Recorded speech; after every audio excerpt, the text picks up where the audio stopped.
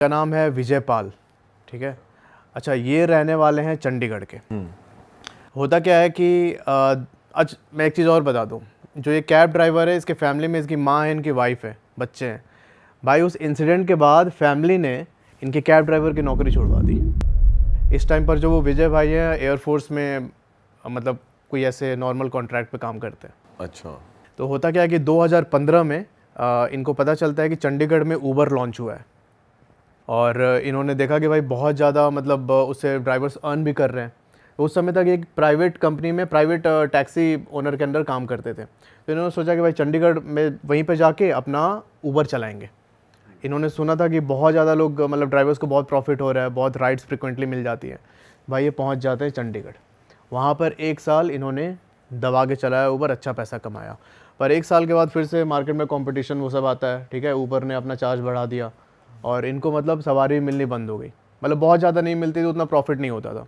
तब इन्होंने सोचा कि भाई अब मैं अपनी कार निकलवाऊँगा, ठीक है, और ऐसे प्राइवेट बुकिंग्स जब मतलब फ्री टाइम होगा तो ऊबर चलाऊँगा, ऐसे नॉर्मल प्राइवेट बुकिंग्स में चलूँगा। तो इसी दौरान क्या होता है कि एक दिन इनको एक बुकिंग आती है इनकी कार में।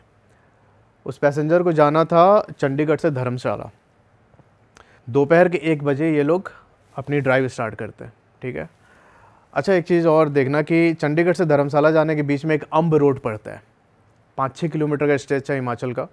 तो जब ये लोग शाम के टाइम अम्ब रोड पहुँचे 5-6 बजे के आसपास, तो जो अंदर पैसेंजर बैठा था उसने बोला कि भाई रात को अवॉइड करना इधर से, मतलब वापस आने के समय ये रोड अवॉइड करना रात को अकेले। तो पूछते हैं विजय भाई कि क्या कोई दिक्कत है क्या सर, मतलब इस रोड पे क्या प्रॉब्लम है। तो उन्होंने बोला कि यहाँ पे मतलब मेरे रिलेटिव रहते हैं, उन्होंने कुछ बताया इस रोड की कहानी।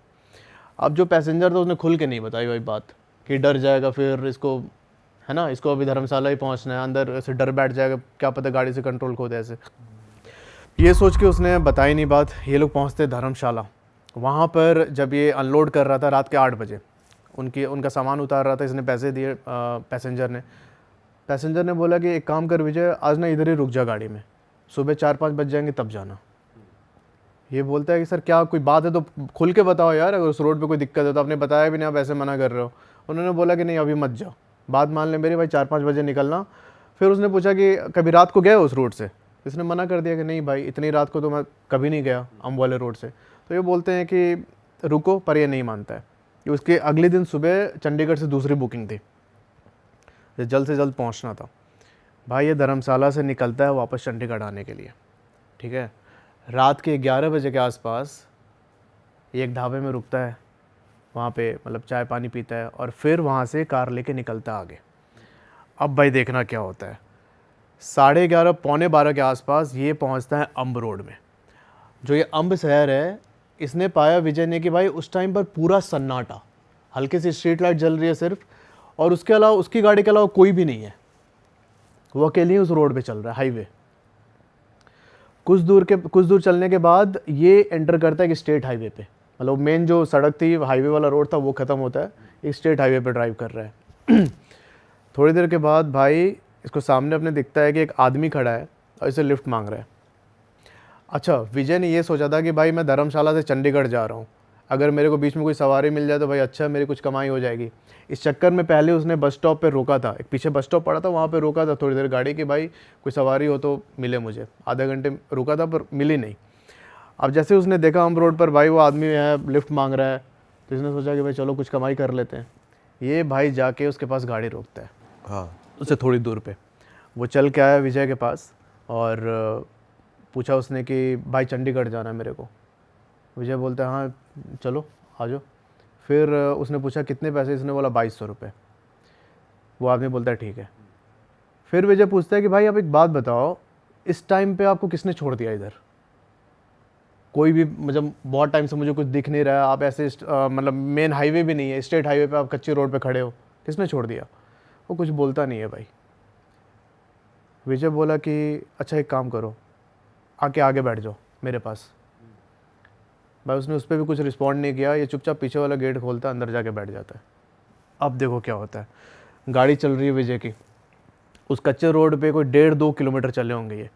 विजय को ऐसा फील होता है भाई कि इसकी जो गाड़ी है ना बहुत भारी हो गई है। ऐसा लग रहा था कि पीछे 10-15 लोग बैठे हैं, पूरा सामान लोड है और उस तरीके से। जिस गियर में गाड़ी को 50, 60, 70 पे चलना चाहिए भाई ये 20, 22 से आगे नहीं बढ़ पा रही है। कुछ टाइम के बाद इसका इंजन हीट होना स्टार्ट हुआ। विजय को लगा कि भाई गाड़ी में कोई दिक्कत आ गई है। ये अपना गेट खोल के बाहर निकलता है इंजन की तरफ जाने के लिए। भाई जैसे गेट खोल के बाहर निकला, इसकी नज़र पीछे वाली सीट पे पड़ी और भाई साहब ये देखता है कि उस आदमी का सर गायब है और उसने वाइट कुर्ता पैजामा पहना हुआ था, वो पूरा खून से लथपथ। भाई इसको समझ में नहीं आ रहा है क्या हो गया, तो चिल्लाते हुए भाग रहा है। जब चिल्लाते हुए भाग रहा है तो इसने देखा कि भाई पीछे से वो आदमी चेज़ कर रहा है इसको। ये 700-800 मीटर तक लगातार भागते रहा। तो रोड के साइड पे एक आश्रम था, छोटा सा मंदिर है और उसके अंदर आश्रम था। ये जाके गेट पीटने लगा ज़ोर ज़ोर से। गाड़ी वहीं रोड पे खड़ी है।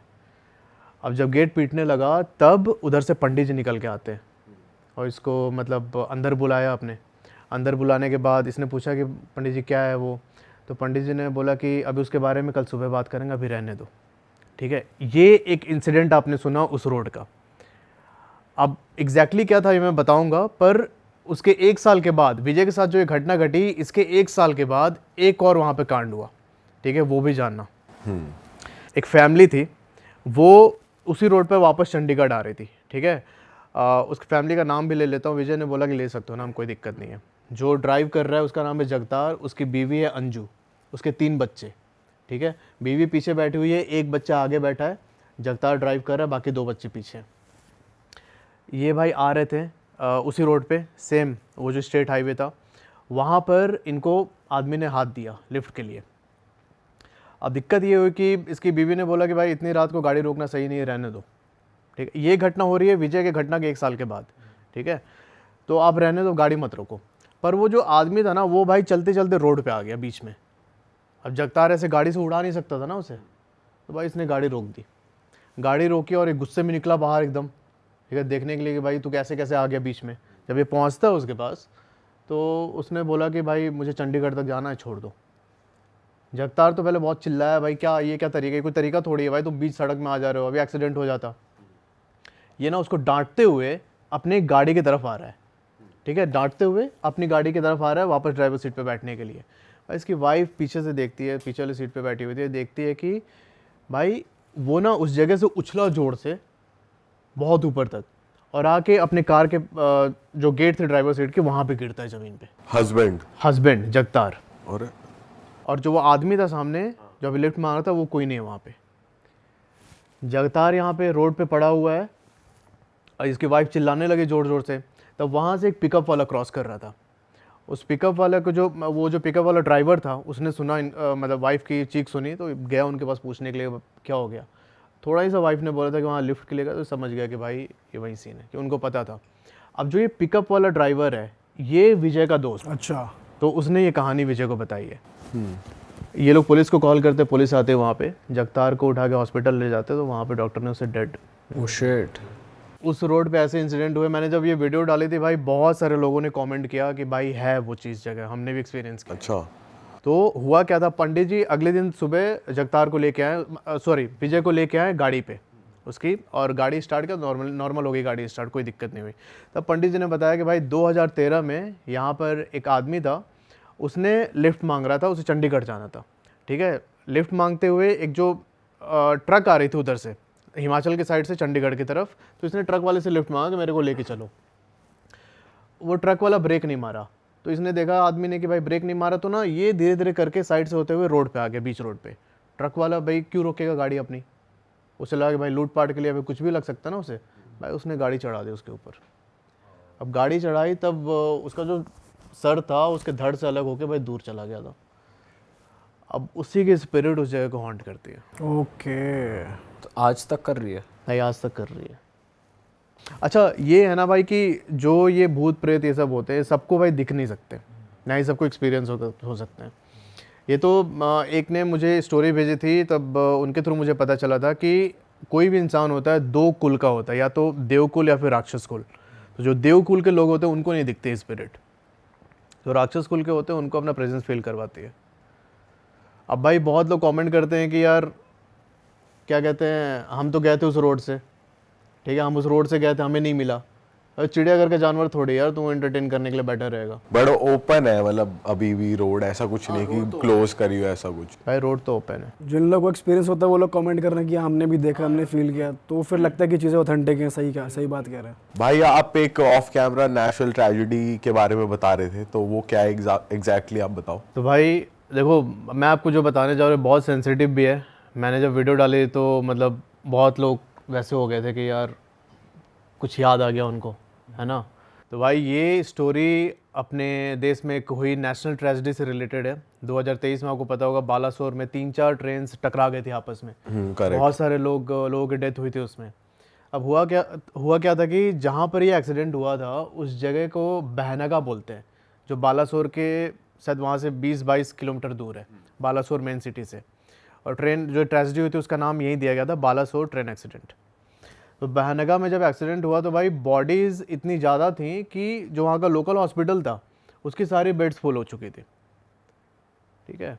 और एक्चुअल नंबर बहुत ज़्यादा थे, तो उन बॉडीज़ को उठा के वहाँ पर एक स्कूल है बहनगा हाई स्कूल, उसके अंदर रखी गई थी। अच्छा। उस स्कूल के अंदर एक मतलब छोटा सा हॉल जैसा एरिया है, उसमें ही सारी बॉडीज़ को इन्होंने रखा था। बहुत सारी बॉडीज़ ऐसी थी जिनका अंतिम संस्कार वहाँ के लोकल्स ने किया, उनके रिलेटिव्स पहुँच नहीं पाए थे, ठीक है। तो हमारे एक सब्सक्राइबर हैं उपमन्यु भाई, मैं उनका नेम चेंज कर रहा हूँ क्योंकि उन्होंने रिक्वेस्ट किया। उपमन्यु भाई वहीं पर उनका ससुराल है बहनगा में। जब ये एक्सीडेंट हुआ तो ये अपने ससुराल में ही थे। इन्होंने अपने ब्रदर इन लॉ के साथ मिल के बहुत सारी डेड बॉडीज़ को वहाँ से शमशान तक लेके गए थे। जो एक्चुअल वहाँ पर ट्रेजेडी हुई थी, जो एक्चुअल वहाँ पर मतलब इतना ज़्यादा सैड सीन था, उन्होंने मुझे एक्सप्लेन किया ईमेल में। अच्छा, जो ये उपमन्यु भाई हैं, ये हैं इंडियन आर्मी के टेरिटोरियल जो फोर्स होती है इनकी, उसमें डॉक्टर हैं। इनकी पोस्टिंग है मणिपुर में। अब जो घटना हुई थी बालासोर वाली, उससे 1 साल बाद आते हैं। 1 साल के बाद मतलब इनकी शादी हो चुकी थी और इनकी वाइफ प्रेग्नेंट है। और यहाँ पर जो उपमन्यु भाई हैं, ये भाई पोस्टेड है मणिपुर में। बेसिकली क्या होता है कि 2 महीने की पोस्टिंग होती है टेरिटोरियल आर्मी में, ठीक है, किसी भी डॉक्टर की। पर वहाँ पे टेंशन बहुत ज़्यादा थी तो इनका एक्सटेंड हो गया था, लगातार 2 साल से वहीं पे काम कर रहे थे। तो भाई इनके वाइफ को प्रेग्नेंट हुए 6 महीने हुए थे। इन्होंने बोला था कि तुम अपने मम्मी के पास ही चले जाओ, वहाँ पे तुम्हारा केयर कर लेंगे वो लोग अच्छे से। इनके वाइफ वहीं पर थी अपने मम्मी के घर पे बहनगा में। तो होता क्या है कि भाई 6 महीने प्रेग्नेंट थी और एक रात मतलब ये उपमन्यु के साथ कॉल पे थी तो बोलती है कि यार मेरे को मंचूरियन खाने का मन कर रहा है। अब ऐसा होता है ना कि मतलब प्रेगनेंसी में क्रेविंग्स और मूड स्विंग्स, तो इनको मंचूरियन खाने का मन कर रहा है। तो इन्होंने बोला कि एक काम करो, अभी रहने दो, बहुत रात हो रही है, कल मैं जो सानू है इनके वाइफ का भाई, उससे मैं भिजवा दूंगा, खा लेना। ये बोलते कि नहीं मैं बस लेके आती हूँ फटाक से बाहर से। भाई उपमन्यु की वाइफ उस रात 12:30-1 बजे के आसपास बाहर निकल गई। कोई रोड साइड वेंडर था, वहाँ से गई, अपना मंचूरियन पैक करा के लेके आई। पर अब जब वो घर पहुँचे ना भाई, सब सीन चेंज हो चुका था एकदम। ये उसके अगले दिन से ही बहुत चिड़चिड़ी रहने लगी। खाना कभी कभी बनाती किचन में जाके तो भाई वो उबल रहा है, चाय उबल रहा है, वो पूरा गिर रहा है इनका ऊपर से, वो जो सॉसपेन होता है, कोई ध्यान नहीं है, सामने देख रही है एकदम। सब्जी बना रही है, चावल बना रही है तो एकदम ज़्यादा बहुत ज़्यादा बना दे रही है। और बात ये थी कि भाई वो सारी चीज़ें वो खा भी रही थी, मतलब इनका इतना है ना खाने का, भाई इतना खा रही थी। अच्छा। इनका मूड भी बहुत मतलब मूड स्विंग्स हो रहे थे, बहुत ज़्यादा चिड़चिड़ी रहने लगी, गुस्सा आने लगा बहुत ज़्यादा इनको। अब यहाँ होता क्या है कि जो उनके मम्मी पापा थे उन्होंने सोचा कि भाई ये प्रेगनेंसी में इनका मूड स्विंग हो रहा है, उसकी वजह से, कुछ हार्मोनल इश्यूज़ की वजह से। इन्होंने एड्रेस नहीं किया उस चीज़ को कि नॉर्मल ही है। तो अब ये क्या होता है कि यहाँ पर इनकी वाइफ रूम बंद करके रहने लगी बहुत देर तक, जाके लोग नॉक करते तो खोलती नहीं। और फिर उन्होंने नोटिस किया कि भाई उसके 4-5 दिन के बाद से, जिस दिन वो मंचूरियन खाने गई थी, ये रूम बंद करके अंदर बैठी है, कोई नॉक कर रहा है रात को, जाके गेट खोलो चलो खाने ऐसे। तो ये लोग नोटिस करते हैं इनके मम्मी पापा कि अंदर से ना उनके रूम से बेड से चल के कोई गेट तक आता है, ठीक है, खड़े होके तो बहुत डीप ब्रीथ करता है और फिर वापस चली जाती है वो बिना गेट खोले। और फिर वो गेट खुलता था उसके 10-15 मिनट के बाद। अच्छा। और वो 3-4 बार होता है, 3-4 बार कोई आता एकदम गेट तक, इनकी आवाज़ सुनता और वापस चला जाता। ये लोग समझ नहीं पाए कि भाई क्या हो रहा है। पर इन्होंने उपमन्यु को नहीं बताई ये बात कि भाई तुम्हारे वाइफ के साथ ऐसे ऐसे हो रहा है। इनकी वाइफ एक्चुअली वहाँ पोजेस हो चुकी थी। जब ये मंचूरियन लाने गई थी, तो ये बाद में बताया उपमन्यु ने कि जब ये मंचूरियन लाने गई थी तब वहाँ पर जो ट्रेन एक्सीडेंट में एक औरत मरी थी, प्रेग्नेंट लेडी थी, उसकी स्पिरिट इसके अंदर आ चुकी थी। अरे ये सब रिवील कब हुआ, जब प्रेगनेंसी का टाइम हुआ, ये गई वहाँ हॉस्पिटल में, तो इनका जो बेबी था ये डेड था। अच्छा, ठीक है, और डॉक्टर ने बोला कि आप अब कभी माँ नहीं बन पाएंगे। तो वो स्पिरिट क्या एक्सपेक्ट कर रही थी, ये चीज़ ये मालूम मैं पड़ी? बता रहा हूँ। तो उपमन्यु को जब पता चला, ये घर आया, तो इनके सारे फैमिली वाले इसको लेके गए, मतलब दिखाने के लिए झाड़ फूक, क्योंकि प्रेगनेंसी के बाद भी मतलब वो चिड़चिड़ापन ख़त्म नहीं हो रहा था, गुस्सा में रहना और फिर वैसे डोर पे वो हरकतें करना, वो सारी चीज़ें कर रही थी। इसको लेके गए ये लोग झाड़ फूक कराने के लिए, तब उसने यही बोला कि एक प्रेग्नेंट लेडी थी, इसके पेट में बच्चा था और उसने तुम्हारी बीवी पे कब्जा कर लिया है, उसकी डेथ हो चुकी थी। तो भाई ये होता है ना कि जैसे स्पिरिट कुछ अगर क्रेव करते हुए डेथ करती है, जैसे मान लो कि वो लेडी है, वो प्रेग्नेंट है, भाई उसको बच्चा चाहिए, ठीक है, उसका तो बच्चा चला गया और उसकी डेथ हो गई, भाई उसकी ये अंतिम ख्वाहिश रह गई ना माँ बनने की, तो फिर ये ऐसे मतलब जो पर्सन होते हैं उन पे अटैक करती है, मतलब उनके शरीर में रहना चाहती है, वो फील करने के लिए कि भाई ये जब बच्चे को जन्म देगी तो मैं उसके शरीर में रहूँगी। बट उनका बच्चा फिर भी सर्वाइव नहीं कर पाया। तो अब उपमन्यु ये बोल रहे थे कि अब मेरे को ज़िंदगी भर ऐसे ही दुख के साथ रहना पड़ेगा कि बट इस इनका कोई वो नहीं हो सकता, इलाज नहीं हो सकता कि किसी कोई भाई वो जो स्पिरिट थे उसने बॉडी के अंदर ही इंटरनली कुछ ऐसा कर दिया कि अब वो नहीं बन पाएगी माँ। स्पिरिट ने ये भी देखा ना कि भाई वो प्रेग्नेंट औरत है, जा रही है, मैं नहीं दे पाई, तो जेलस भी हो जाते हैं बहुत बार, आउट ऑफ जेलसी भी ऐसा डैमेज कर देते हैं। ये उस स्कूल के सामने पोजेस हुई हैं, ठीक है, वो स्कूल भाई बहुत हॉन्टेड है अब इस टाइम पे। जो वहाँ के बच्चे थे जो स्कूल में जाते थे पढ़ने के लिए, उन्होंने भी अपने पेरेंट्स को कंप्लेन किया बहुत बार कि जब वो लोग उस वाले कंपाउंड से गुजरते हैं जहाँ पर डेड बॉडीज़ रखी गई थी, तो लोग देखते हैं भाई कि सामने स्पिरिट है, इनको शैडोज़ दिखते हैं, इनको मतलब एक्सपीरियंस हो जाते थे। इन्होंने जाकर अपने घर पे कंप्लेन किया कि मम्मी मेरे को ऐसे दिख रहे हैं। बहुत सारे पेरेंट्स स्कूल में आए और इन्होंने मतलब बोला कि मतलब हमारे बच्चे ऐसे कर रहे हैं, सेफ़ नहीं है इनको यहाँ पढ़ाना। तब शायद लास्ट ईयर ये न्यूज़पेपर में भी निकला हुआ है, गवर्नमेंट ने उस स्कूल की जो वो वाला बिल्डिंग था जहाँ पर डेड बॉडीज़ रखे गए थे उसको डेमोलिश करके एक नई बिल्डिंग बनाई उधर। भाई आप इतना राइड करते हो, राइड के दौरान हुआ है कुछ आपको एक्सपीरियंस या कुछ है? भाई राइड के दौरान मतलब हॉरर में तो एक घटना हुई थी, बाकी मैं एक स्पाई के घर पे रुक चुका हूँ। Indian spy? Indian spy. ओ भाई, उनके क्या एक्सपीरियंस थे भाई? हाँ वो मैं बताता हूँ, पर पहले ना मैं आपको ये हॉरर वाला बता देता हूँ। मैं उस समय ऑल इंडिया राइड पे था और उसी दौरान मैं पहुंचा था कन्याकुमारी। ठीक है, कन्याकुमारी से मतलब मैं ना ये 19,000 किलोमीटर की राइड कर रहा था एक टेंपल के फंड रेजिंग के लिए। तो उस दौरान मैं जब कन्याकुमारी पहुंचा तो अगले दिन मेरे को रामेश्वरम निकलना था। मैं रात के 8 बजे मतलब 7:30 के आसपास बीच पे गया, कन्याकुमारी का जो मेन बीच है वहाँ पे ना जनवरी का टाइम था, अराउंड 13th-14th डेट। उस टाइम पर अपना वो फेस्टिवल होता है ना, एक पोंगल टाइप को सेलिब्रेट करते हैं, और ना मकर संक्रांति। तो वहाँ पर वो ना बहुत अच्छे से 3-4 दिन का फेस्टिवल होता है। तो मैं बीच पे खड़े को देख रहा था, बहुत क्राउड है भाई, लोग यहाँ पे पूरा मस्ती कर रहे हैं। अच्छा, मैं उस टाइम पे वीडियो भी रिकॉर्ड कर रहा था, मेरे को कंटेंट भी बनाना होता था। अब मेरा ज़्यादा कंटेंट हुआ नहीं था कन्याकुमारी से और मेरे को नेक्स्ट डे निकलना था। मैंने फिर सर्च किया कि आसपास घूमने की कौन सी जगह है, तो ना उसमें एक फ़ोर्ट का नाम आया, वटाकोटाई फोर्ट। ये एक ऐसा फोर्ट है जिसको कि ट्रैवनकोर एम्पायर ने बनवाया था। समंदर के किनारे फोर्ट बना हुआ है ताकि कुछ अगर समंदर से अटैक होता है तो उसको डिफेंड कर सके। मैंने सोचा कि भाई यहाँ से बीच से 4-5 किलोमीटर है, चलते हैं।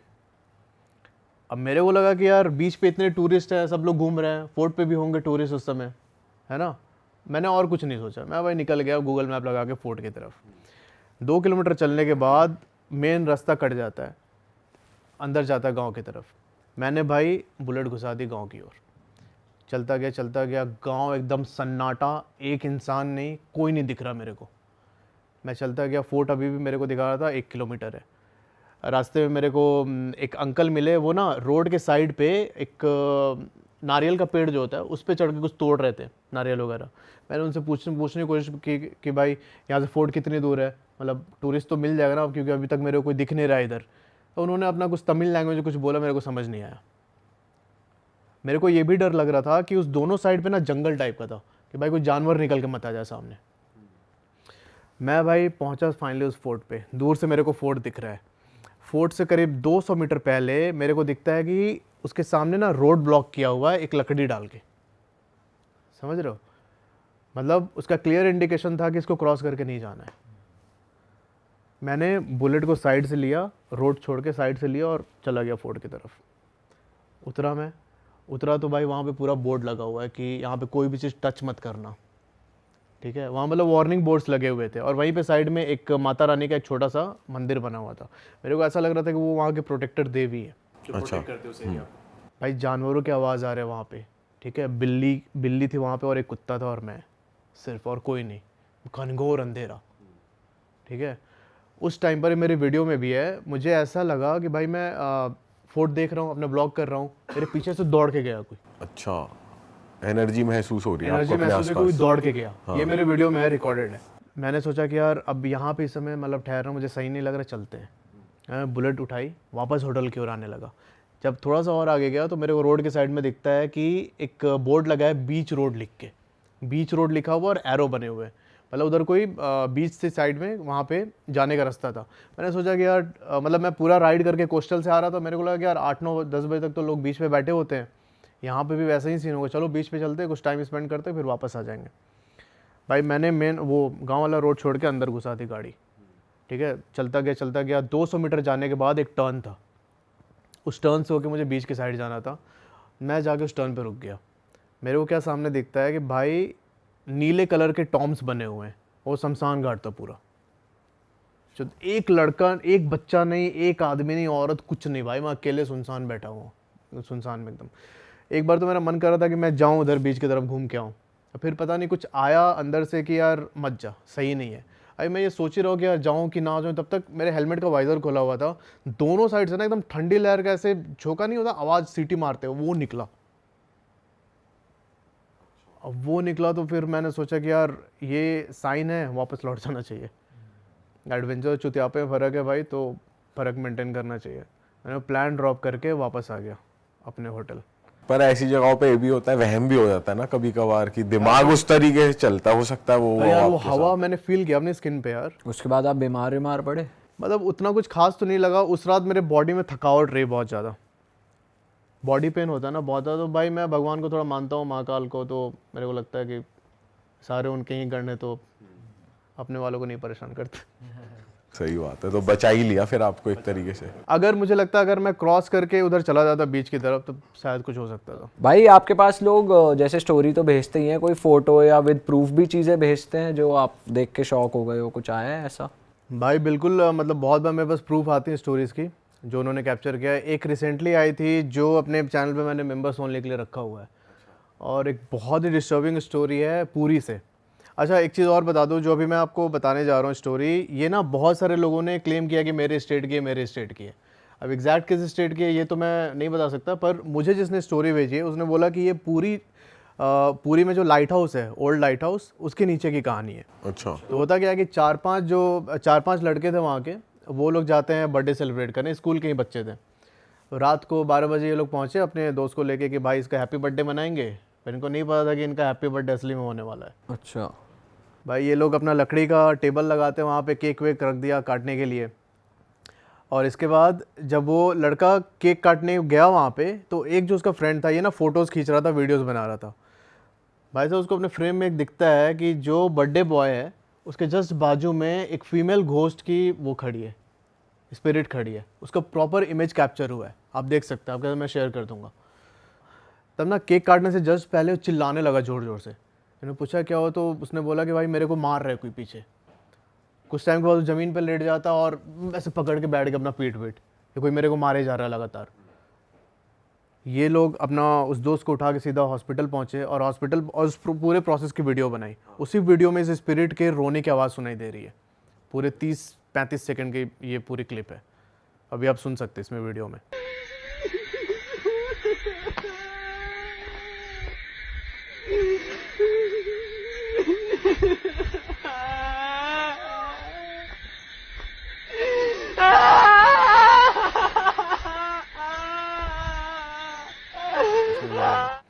अच्छा जब इसे लेके ये लोग हॉस्पिटल गए हॉस्पिटल पे डॉक्टर ने उसका ट्रीटमेंट किया और उसका पीठ उठा के देखा तो भाई उसके पूरे पीठ पे ऐसे मारने के निशान थे, बहुत बुरी तरीके से, पूरा पीठ एकदम लाल काला ऐसे पड़ा हुआ था। उसकी भी फ़ोटो इन्होंने खींच के भेजी है मुझे, तो आप वो भी देख सकते हैं। और फिर होता क्या कि अगले दिन वो जो बर्थडे बॉय था जिसको मारा था स्पिरिट ने, उसकी डेथ हो जाती है हॉस्पिटल में। तो यार ये मेरे मतलब अभी तक जितने प्रूफ मुझे भेजे गए हैं सबसे भयानक था ये। बहुत सारे लोग क्लेम करते हैं कि महाराष्ट्र के, बिहार के, अब पता नहीं किस स्टेट की है, पर ये स्टोरी थी। अच्छा भाई, आप बता रहे थे आप एक स्पाई के यहाँ भी रुके थे यार, वो क्या स्टोरी है? तो यार मैंने ऐसे बताया कि मैं राइड करता हूँ बहुत, बुलेट लेके घुस जाता हूँ कहीं पे भी। तो लद्दाख में एक जगह है हानले। हानले के बारे में आपने सुना होगा, गए हो आप हानले? नहीं भाई। भाई लद्दाख की सबसे वो खूबसूरत जगह है। अब जो लेह से हानले तक जाओगे ना, वो रास्ता बहुत ज़्यादा प्यारा है, सबसे सीनिक रूट। मैं भाई हानले पहुंचा। हानले पहुंचने के बाद मुझे जाना था Umlingla. Umlingla world highest motorable road है 19,000 फीट पे, ठीक है।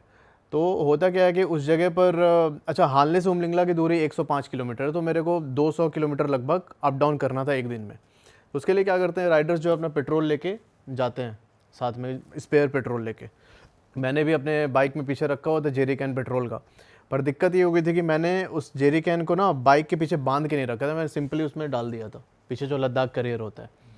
भाई लेके मैं पहुंच गया ऊपर, उमलिंगला पहुंचा, ठीक है। अच्छा मैं एक चीज़ बता दूं, जो ये उमलिंगला टॉप है ये माउंट एवरेस्ट का जो बेस कैंप है उससे भी ऊपर है। अच्छा। इतनी हाइट है उसकी, भाई इमेजिन करो। मैं भाई पहुंचा ऊपर उमलिंगला, वहाँ मैं जाके अपना मस्त सेलिब्रेट कर रहा हूँ। उसके पास में एक कैफ़े था, BRO कैफ़े, मतलब बॉर्डर रोड्स ऑर्गेनाइजेशन का कैफ़े था। वहाँ पे जाके हाथ मेरे पूरे फ्रीज़ हो रहे थे, अभी स्नोफॉल स्टार्ट भयानक वाले में, जाके एक बड़ा तसला लेके पकड़ के बैठ गया था, गर्म तसले पानी का।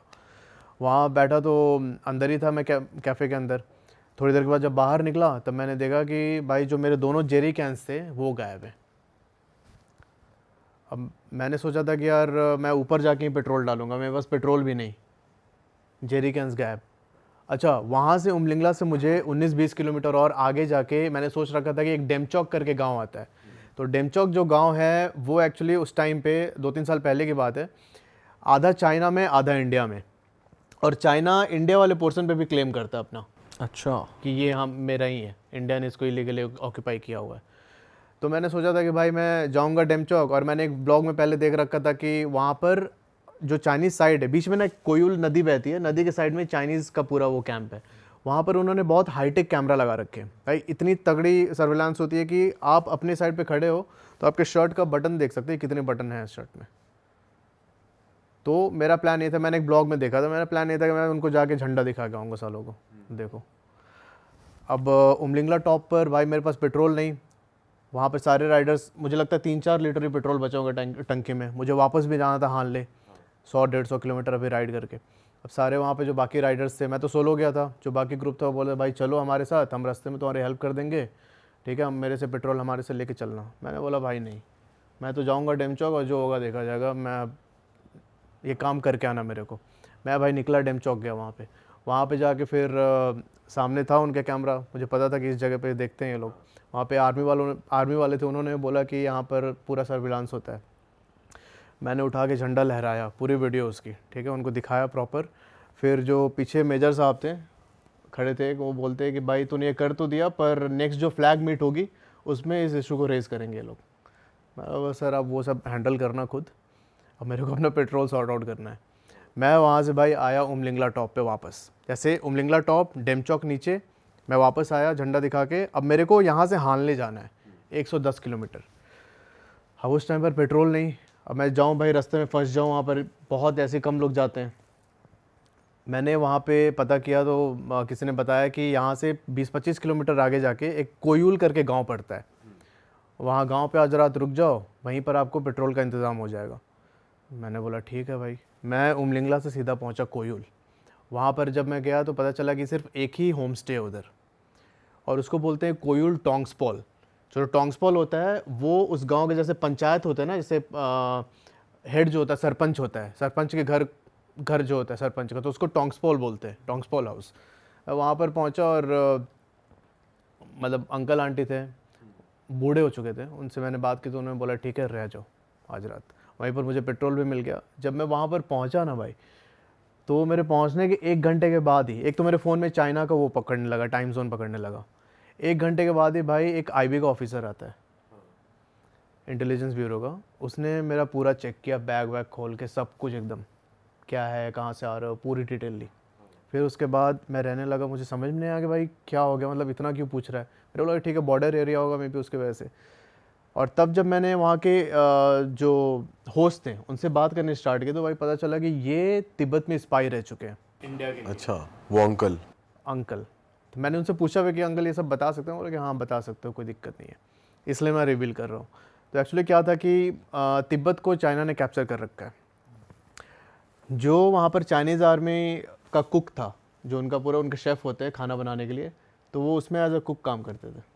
अच्छा, और वहाँ से इन्फॉर्मेशन भाई आर्मी को देते थे। तो मैं भाई रुका, उन्होंने बहुत चीज़ बताई मेरे को, कैसे कैसे इन्होंने किए कांड, वो तो मैं नहीं रिवील कर सकता। उन्होंने बहुत कुछ मुझे बताया कि इस तरीके तो वो उनका घर था आईबी ऑफिसर का? नहीं, आईबी भाई वहाँ पोस्टेड है, आईबी का तो पर वो चेक करने क्यों आए थे? वो चेक करने क्यों आए थे? उन्हें कैसे पता चला आपके बारे में? अरे यार गांव के अंदर मैं एंटर कर रहा हूँ, वो इतना सेंसिटिव इलाका, डेमचौक में चाइना कैप ये करता है, वहाँ से एलएसी एकदम पास में है 10-15 किलोमीटर। तो भाई वो तो आएंगे ना चेक करने, उनके तरफ तो कोई स्पाई नहीं आ गया। हाँ, तो भाई ऐसे जो भी सेंसिटिव एरियाज होते हैं ना, वहाँ पे आईबी तो पोस्टेड रहते हैं अपने बिल्कुल। तो वो फ्लैग वाली चीज जो आपने करी उससे लेना देना नहीं था, वो कोई भी जाता तो वो करते ही चेक? हाँ फ्लैग वाले से। और ये भी हो सकता है कि भाई क्या पता वहाँ से आर्मी ने इंटेलिजेंस दिया हो कि भाई एक बंदा आया था यहाँ पे ऐसे घूम के गया, क्योंकि जब मैं वो फ्लैग वाला काम कर रहा था तब कोई नहीं था वहाँ पे, सिर्फ मैं था राइडर अकेले। हाँ हो सकता है। अरे वाह, आपने ये वीडियो यहाँ तक देख ली भाई, तुमने हमारी मेहनत सफल कर दिया, तुम ही लोग हो असली रियल हिट। और अगर आपको बहुत मज़ा आ रहा है ऐसी क्लिप्स में, ऐसी वीडियोस में, तो फटाफट जाइए प्लेलिस्ट पे बिंज वॉच कीजिए और सारी वीडियोस देख डालो और मौज काटो। That is it. हम मिलेंगे नए पॉडकास्ट में, नए क्लिप में। Till then bye bye, see you, take care, do subscribe.